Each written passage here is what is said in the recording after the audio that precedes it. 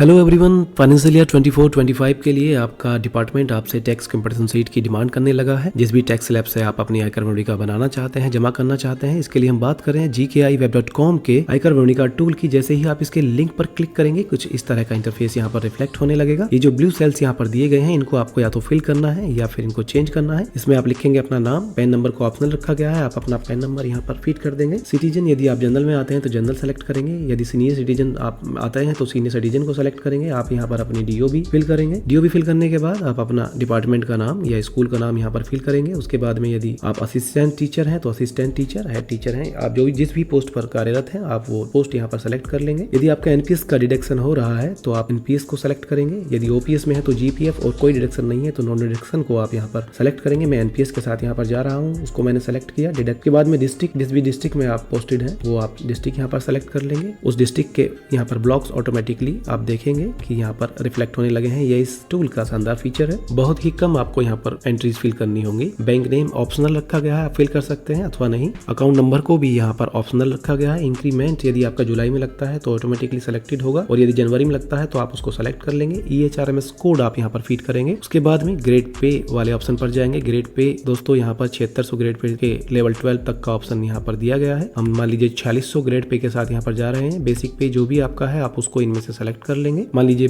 Basic पे जो है वो 46,200 रुपए है। आप देखेंगे DA परसेंटेज रिफ्लेक्ट होने लगा है। HRA में आप सेलेक्ट करेंगे। HRA दोस्तों 3 कैटेगरी में होता है, XYZ। आपके बेसिक पे और ग्रेड पे के अकॉर्डिंग HRA यहाँ पर रिफ्लेक्ट हो रहा है। जो भी आपका HRA है आप उसको सेलेक्ट कर लेंगे। यदि आप दिव्यांगता की श्रेणी में आते हैं तो वो एंट्री आप यहाँ पर कर देंगे, जो भी आपको भत्ता मिल रहा है। ग्रॉस पे यहाँ पर दिख रहा है। डिडक्शन में GPF या NPS का अमाउंट, आप NPS की श्रेणी में आते हैं तो यहाँ पर NPS दिख रहा है। एडवांस इनकम टैक्स का मतलब दोस्तों TDS, जो मंथली आपका विभाग आपकी सैलरी से काटता है, वो आप यहाँ पर फिल कर सकते हैं। मान लीजिए 2000 रुपए यहाँ पर हर माह TDS के रूप में काटा जा रहा है, तो हम उसकी एंट्री यहाँ पर कर देंगे। नेट सैलरी आ गई है। NPS contribution by your employer 14% का जो होता है वो यहाँ पर रिफ्लेक्ट होने लगा है। उसके बाद में नीचे आएंगे, बोनस जो भी आपको प्राप्त हुआ है, दिवाली बोनस, आप उसकी एंट्री यहाँ पर फीड कर देंगे। उसके बाद में DA डिफरेंस जो है जनवरी से फरवरी तक का और जुलाई से सितंबर तक का, वो यहाँ पर दिख रहा है। और उनसे NPS का डिडक्शन भी यहाँ पर जो 10% होता है वो यहाँ पर दिख रहा है, शो हो रहा है। सभी कॉलम्स के नीचे उनका जो एडिशन है वो यहाँ पर ऐड होकर के कैलकुलेट होकर के आ गया है। उसके बाद नीचे आएंगे, यदि आप ऑल टैक्स स्लैब के साथ जा रहे हैं तो वो सभी एंट्री जो भी आपने बचत आपने की हुई है वो आप यहाँ पर फीड कर देंगे। PPF में यदि पैसा है तो आपको PPF का अमाउंट यहाँ पर फीड कर देंगे। दोस्तों GIS ग्रुप इंश्योरेंस आपके विभाग द्वारा कहीं कहीं पर होता है, कहीं पर नहीं होता है। अगर यदि होता है तो बेसिक में 87 रुपए उसके काटे जाते हैं। आप उसकी एंट्री यहाँ पर कर सकते हो 87 रुपीज के रूप में। जैसे ही फीड करोगे, एक कॉलम में आपको फीड करना है, बाकी में ऑटोमेटिकली यहाँ पर हो जाएगा। और यदि आप इनमें चेंजिंग करना चाहते हो किसी भी मंथ में जा करके, तो आप चेंजिंग कर सकते हो किसी भी कॉलम में। यदि आपकी कोई LIC पॉलिसी है तो आप उसकी एंट्री यहाँ पर कर सकते हैं। बच्चों की ट्यूशन फी है तो आप उसकी एंट्री कर सकते हैं। ये सभी सेक्शन 80C में काउंट होगा। सुकन्या योजना है, मकान पर यदि होम लोन लिया हुआ है तो जो मूलधन होता है वो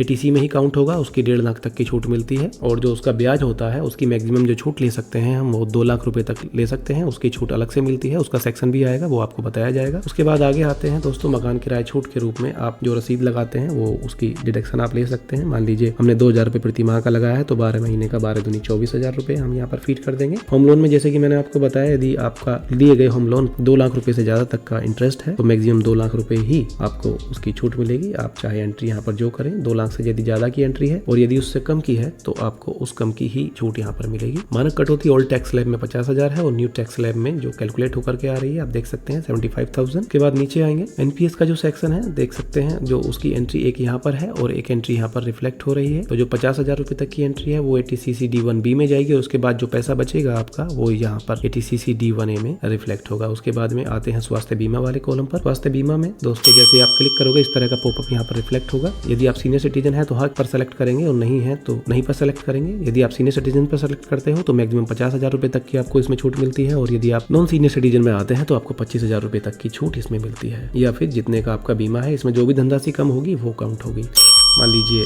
हमने नहीं पर सेलेक्ट किया है और उसकी धनराशि हम यहाँ पर फीड करेंगे। मान लीजिए आपका 26,000 रुपए का बीमा है तो आपको इसमें मैक्सिमम 25,000 रुपए तक की यहाँ पर छूट मिलेगी। इसी प्रकार से आश्रित दिव्यांगता वाला सेक्शन आप यहाँ पर फिल कर सकते हैं। इसमें 40 to 79% वाले पर 75,000 रुपए तक की छूट है। और सिवियर डिसेबिलिटी यदि आपका दिव्यांगता प्रमाण पत्र 80% से ऊपर का है तो उसमें 1,25,000 रुपए तक की छूट आपको मिलेगी। इसमें जो भी सेक्शंस आप पर एप्लीकेबल है वो आप फिल कर सकते हैं। और यदि कोई दिव्यांग कर्मचारी है तो सेम कंडीशन वही लागू होती है। यदि आपकी दिव्यांगता 40% 10% से 79% तक है तो उसमें आपको 75,000 रुपये तक की छूट मिलेगी, और यदि उससे ज़्यादा है तो आपको 1,25,000 रुपये तक की छूट इसमें मिलेगी। ये सभी सेक्शंस फिल करने के बाद जो भी आप पर एप्लीकेबल हैं, आप देखेंगे कि ओल्ड और न्यू दोनों ही टैक्स स्लैब में आपकी टैक्स कंपटीशन शीट बन करके तैयार हो, PDF आपके सामने जनरेट होकर के आ जाएगा। आप देख सकते हैं कि ये जो इनकम टैक्स कंपटीशन शीट है ये न्यू टैक्स रिजीम से बनी होगी, ओल्ड टैक्स रिजीम से भी आपकी टैक्स कंपटीशन शीट रेडी होकर के आ गई है, जिसको आप अपने डिपार्टमेंट में जमा कर सकते हो।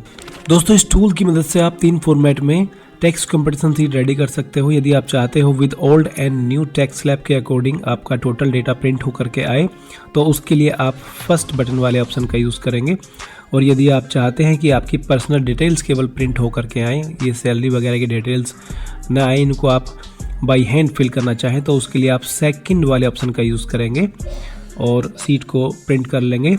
और यदि आप चाहते हैं कि सैलरी की डिटेल्स आए और पर्सनल डिटेल आए और टैक्स कंपटीशन ना आए, तो उसके लिए आप तीसरे बटन का यूज़ करेंगे। दोस्तों, आपको बता दें, यदि इस टैक्स कंपटीशन के टूल से संबंधित आपका कोई सुझाव है या कोई शिकायत है तो उसका स्क्रीनशॉट ले करके आप हेल्प वाले ऑप्शन पर जा करके इस टूल में एरर रिपोर्ट को यहाँ से भेज सकते हैं और सपोर्ट कर सकते हैं। तो दोस्तों, बने रहिए हमारे साथ। आने वाली नई वीडियोस की जानकारी के लिए लाइक कीजिए, हमारे चैनल को सब्सक्राइब कीजिए। धन्यवाद।